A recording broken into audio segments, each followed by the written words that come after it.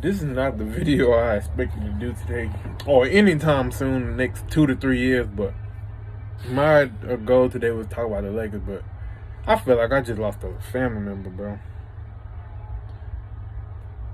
I'm driving down the highway, about to get ready to do my pickups, and I get an alert that's saying back to back to back to back, and then I get 4 text messages. Nick Saban is retiring. Bro, my heart just dropped. It felt like I just lost a family member, bro. Like, damn. That hurt worse than losing a game to Michigan like that. Damn. I mean, it has felt different for the last 3 years. Like, coaches he's been kind of more laid back. I mean, you can kind of tell the time was coming soon, but I thought it'd be 2 or 3 years from now. But first, Kevin Steele the other day, I guess him and Nick Saban both said this our last ride before this even started. I mean, there was rumors. They asked Terry and Arnold the other day before they asked him what his decision was gonna be. He thought Nick Saban was coming back. He said he'd more entertaining those rumors.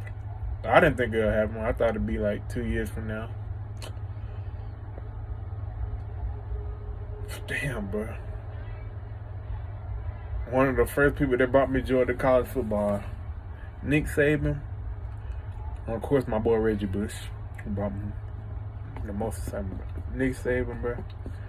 Y'all just don't know. Y'all just don't know. Looking forward to your Saturday isn't knowing your coach gonna put on a master class, gonna have his boys ready, win, lose, or draw. The greatest of all time is on, bro.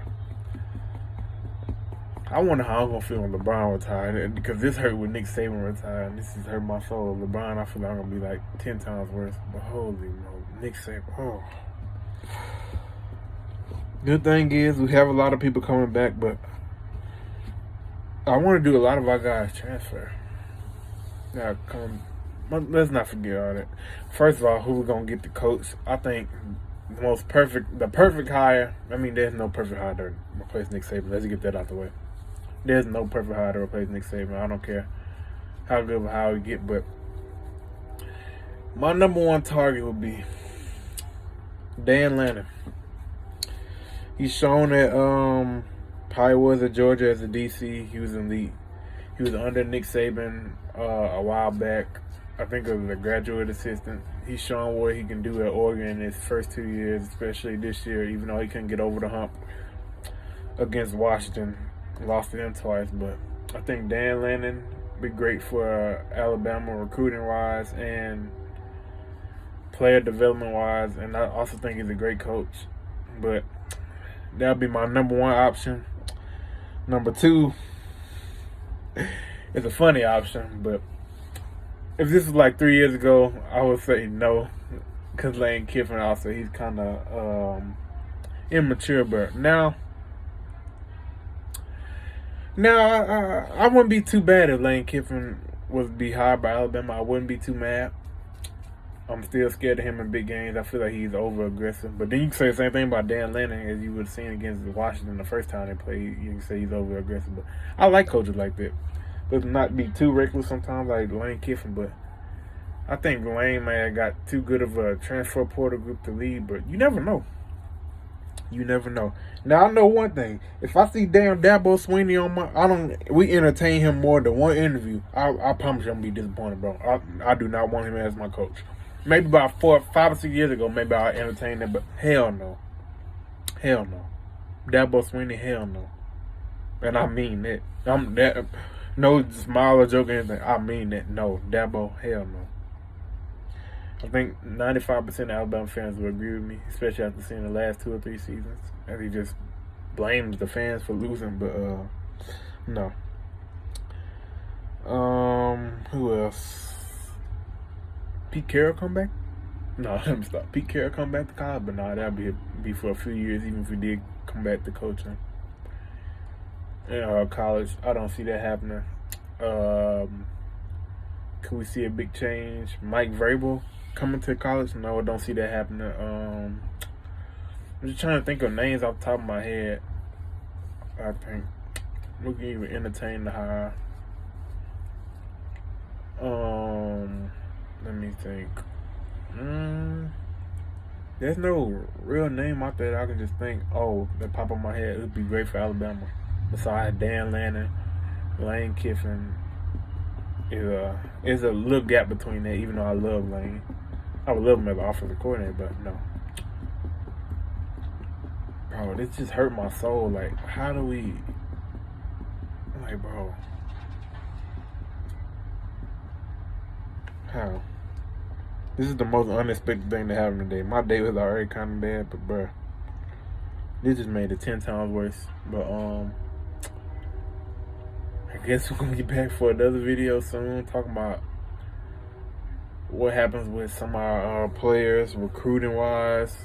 Do people flip their choices? Do we actually get a good coach? Shout out to the greatest of all time, man.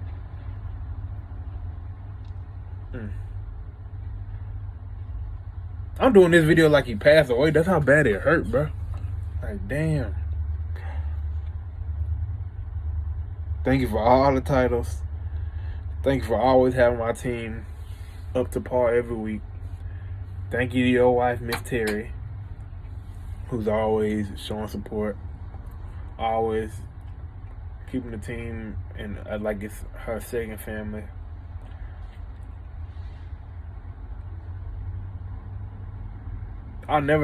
He's been the most reliable, how do I say, I don't want to say team, but coach / player that I'm a fan of. He's been the most reliable, him and LeBron James. And of course, I'm a Jets fan, so y'all know we're not reliable. But yeah, Nick Saban's been the most reliable. Like, you know what you're gonna get from his team. Like, I love the Saturdays when I was a little kid, even up to middle school, high school, and even now. Just getting ready. Like, I know what my team gonna be, that he gonna have the team ready. You know what type of team he wants to have. Like, he even adapted to the new era when Lane Kiffin was there. But he even adapted. Like, he even had the balls to pull your starting quarterback, who's only lost one game in his entire career, in the national championship, and put in a freshman that hadn't played really a meaningful snap the whole year in 2018 in Tua Tagovailoa for Jalen Hurts.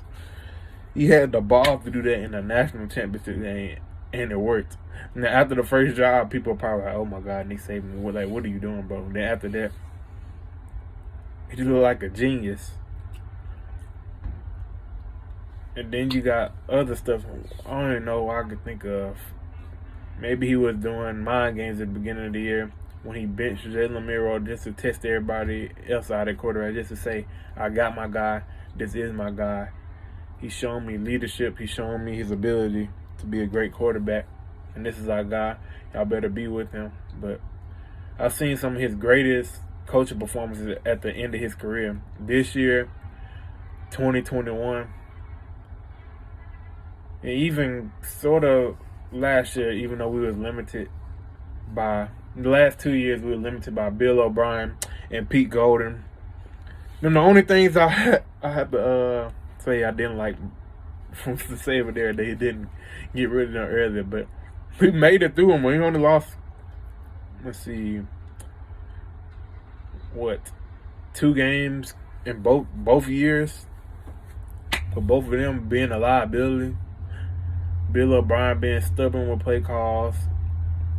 It felt like last year he was just calling plays with a bunch of hitches. Like, that's literally what our whole playbook, it felt like, passing line. He wasn't calling any downfield plays. He was abandoning the run when you had Jahmyr Gibbs in the backfield. It was frustrating, but Nick Saban, thank you. I'm going to have to make another video just thanking him. Because, bruh, you did it with Greg McElroy. You did it with A.J. McCarron. You did it with Jake Coker. You did it with Jalen Hurts. You did it with Jalen Hurts / Tua Tagovailoa. You did it with Mac Jones. You even pushed teams that we didn't even think had a chance to the playoffs or to a national championship game or even one national championship. Like, you brought this team that nobody thought we thought we would have 3 or 4 losses. You brought them to the playoffs. 2021, you brought them to a national championship, and quite frankly, we can do if, ands, or buts, but I promise you, y'all can say, woulda, coulda, shoulda, but if Jameson Woods and John Mitchell was not injured, I promise you, I think Alabama would have won that game. I know, but it's still hard to beat a great team twice. I get that, but still. He put on some of his greatest coaching performances at the end of his career, but, man. I guess I should stop being sad and just celebrate the greatness of Nick Saban, even though I'm going to miss him. I'm going to miss him very much, especially if we don't get Dan Lannon or Lane Kiffin. I'm really going to miss him. Or, I don't know, we get a Mike Vrabel or Pete Carroll, which I don't expect them to come back down to college. But, yeah, it's been your brother Tim, man. I'm sad, but happy that my coach can finally enjoy peace. I know he's been coaching forever, raging forever, recruiting forever. But I wonder, did he tell the recruits that he's retiring? I don't know. But it's been your brother Tim. Shout out to Nick Saban. Shout out to the University of Alabama. I hope the athletic director gives us a great choice. But it's been your brother Tim. Let me go and finish up these pickups. Roll Tide, baby. No matter what, Roll Tide. Dan Lannon, I hope you're ready to join Alabama. If it ain't you, Lane Kiffin, I hope it's you. But if it ain't Lane Kiffin either, I don't even know what to say. But Roll Tide, baby.